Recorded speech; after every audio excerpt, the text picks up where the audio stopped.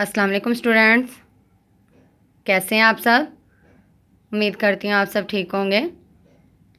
آج ہم اردو ورک بک صفحہ نمبر 5 اور 6 کی دہرائی کریں گے۔ چلے شروع کرتے ہیں۔ بسم اللہ الرحمن الرحیم۔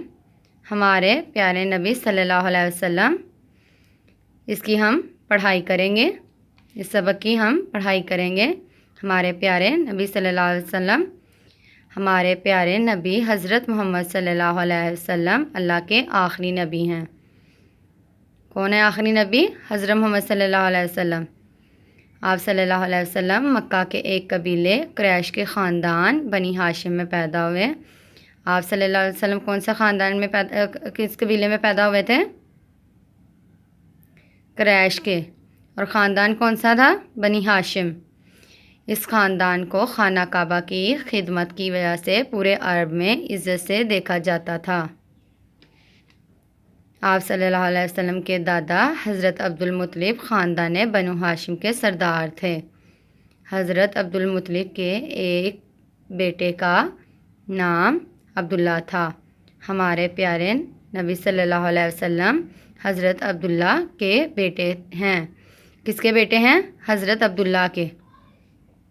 ہمارے پیارے نبی صلی اللہ علیہ وسلم کے والد کا انتقال آپ صلی اللہ علیہ وسلم کی پیدائش سے پہلے ہی ہو چکا تھا، لیکن حضرت عبدالمطلب کی محبت نے آپ صلی اللہ علیہ وسلم کو والد کی کمی محسوس نہ ہونے دی۔ ٹھیک ہے اسٹوڈنٹس، آپ نے اس کو اچھے سے پڑھنا ہے۔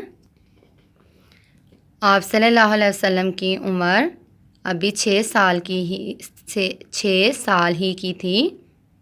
آپ صلی اللہ علیہ وسلم کی عمر ابھی 6 سال ہی کی تھی کہ آپ صلی اللہ علیہ وسلم کی والدہ حضرت آمنہ کا بھی انتقال ہو گیا اور کچھ عرصے بعد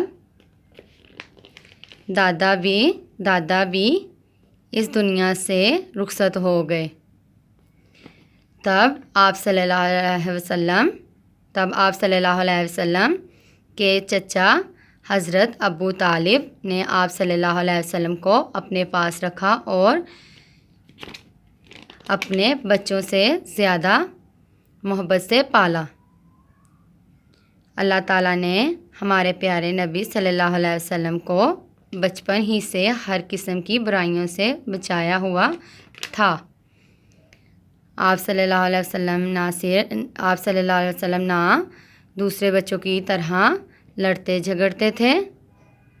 آپ صلی اللہ علیہ وسلم دوسرے بچوں کی طرح لڑتے جھگڑتے نہیں تھے، نہ جھوٹ بولتے تھے۔ ہمارے پیارے نبی صلی اللہ علیہ وسلم جھوٹ بھی نہیں بولتے تھے اور نہ بری بات زبان سے نکالتے تھے۔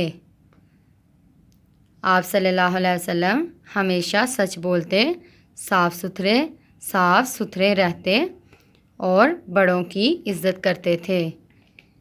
کیا کرتے تھے؟ صاف ستھرے رہتے تھے اور بڑوں کی عزت کرتے تھے۔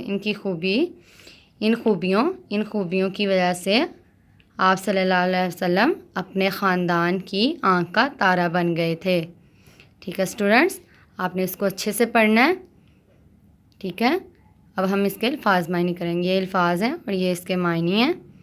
انتقال، وفات، رخصت، گزر جانا، برائیوں، بری باتیں، خوبیاں، اچھی عادتیں، آنکھ کا تارا، بہت پیارا، محبت، پیار، بچپن، نوعمری، قبیلے، گھرانے، سردار، سالار، خدمت، اطاعت۔